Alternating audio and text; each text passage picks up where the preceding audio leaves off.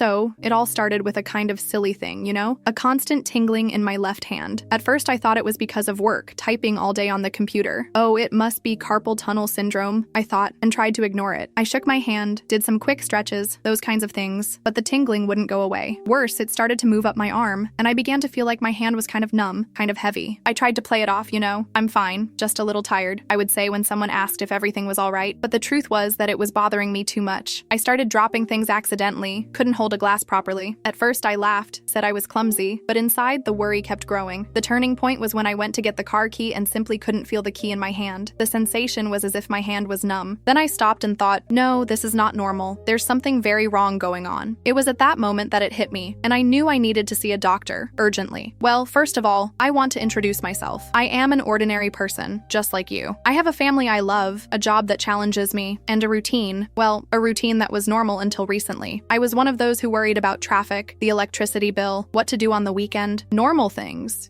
until suddenly everything changed. And this change made me realize something important. Our health is the most precious asset we have, and sometimes we only realize that when something hits us hard. That's why I decided to share my story. It's not easy, I confess. Talking about it makes me vulnerable, but I believe it can help other people. I messed up, folks. I messed up by ignoring the signs from my body, by thinking it was just being finicky, by putting off going to the doctor, and I regret that a lot. But I learned the lesson the hard way, and now I want to turn this experience into something positive, into an awareness tool. I want my story to serve as a warning for you who are watching me. If you feel something odd, no matter how small, don't ignore it. Don't postpone it. Seek a doctor. Take care of yourself. Your health is your priority. And if I can help even a little bit to change someone's life, then all this suffering will have been worth it. Because in the end, aren't we here for that, right? To help each other. At first, it was just a simple, it will pass. That old tale of, I'm stressed out, I didn't sleep well, it's age catching up. You know how it is. We always find an excuse not to face reality. And I wasn't any different. The tingling in my hand. Oh, it was because of my bad posture at work, for sure. I needed to get a keyboard stand, do some stretching exercises, and everything would go back to normal. The back pains? Oh, it's just age catching up, I thought, remembering the times my grandmother would say the same thing. But deep down, I knew it wasn't just that. Then, to ease the pain, I started to self-medicate. Ibuprofen was my best friend. I'd take one pill in the morning, another in the afternoon, to be able to work without so much pain. It worked for a few hours, but the relief was temporary. And of course, I knew it wasn't ideal, but I justified it by saying I didn't have time to go to the doctor. I need to deliver this project. I have an important meeting. I can't miss work. I always had an excuse ready. In addition to ibuprofen, I also started using muscle pain creams, those that heat up and give an immediate relief sensation. I'd apply them on my back, neck, hands, wherever it hurt. It was like putting a Band-Aid on an open wound. It relieved the pain superficially, but it didn't cure the root cause. And of course, the pain always came back, even stronger. The routine was crazy. I'd wake up early, work all day, come home exhausted. I had no time for myself, for taking care of my health. I thought I was handling everything, but in reality, I was neglecting myself. Work, commitments, obligations were always the priority. My health came second, and that was the worst choice I made. Because in the end, what good is professional success if you don't have the health to enjoy it? What good is money if you can't do the things that bring you joy? I was so focused on being productive, on managing everything, that I forgot to take care of my body, to listen to the signals it was giving me, and I paid a high price for it. The stress, the fatigue, the poor diet all contributed to make the situation worse. I was creating a conducive environment for the development of the disease. And when I finally sought a doctor, the diagnosis was already devastating. The escalation of symptoms was gradual, but relentless. The tingling, which used to be sporadic, became constant, like a subtle electrical current running through my arm. Soon, numbness set in, robbing my fingers of sensitivity. Typing, which used to be an automatic activity, now required a huge effort. I needed to focus on each key, on each movement to avoid mistakes. Productivity plummeted, and work, which used to bring me pleasure, became a burden. The long hours in front of the computer turned into torture, and the constant pain made me irritated and impatient. The back pain, which I attributed to poor posture, intensified, radiating to the neck and shoulders. I began to have trouble sleeping, finding comfort only in strange and uncomfortable positions. The nights became a torment, interrupted by muscle spasms and piercing pains. The fatigue, which used to be temporary, became chronic, accompanying me from the moment I woke up until bedtime. Leisure activities, which used to bring me joy, became impossible. Walks in the park, trips to the cinema, dinners with friends, all became a challenge. The difficulty in walking, the constant pain, and extreme fatigue prevented me from enjoying moments of relaxation. I felt trapped in my own body, unable to do the things I loved the most. Relationships were also affected. Constant irritability and extreme fatigue made me a difficult person to be around. I distanced myself from friends, house, afraid of being a burden. I avoided going out, making excuses to not have to explain my situation. Loneliness became my constant companion, feeding sadness and despair. Physical limitations became increasingly evident. I had difficulties performing simple tasks, such as buttoning a shirt, opening a jar, or tying my shoes. My motor coordination was compromised, and I would frequently drop objects. The frustration was immense, and with each new limitation, I felt more powerless. Moments of despair were frequent. I would cry alone in my room, wondering why this was happening to me. I felt anger towards my body, which seemed to have betrayed me. I believed I was losing control of my life, and that the future would be dark and uncertain. I tried to hide the situation from those around me. I didn't want to worry my family and friends. I was afraid of being judged, of being seen as weak or incapable. I made up excuses to justify my limitations and tried to appear normal. But the truth was that I was drowning in a sea of suffering, not knowing how to ask for help. Fear and shame prevented me from seeking the support I so desperately needed. Each day I felt more isolated and desperate. The decision to seek medical help was the result of a long internal battle. The fear of discovering something serious paralyzed me, but the pain and limitations became unbearable. One day, while trying to open a jar of jelly and simply being unable to, I broke down in tears.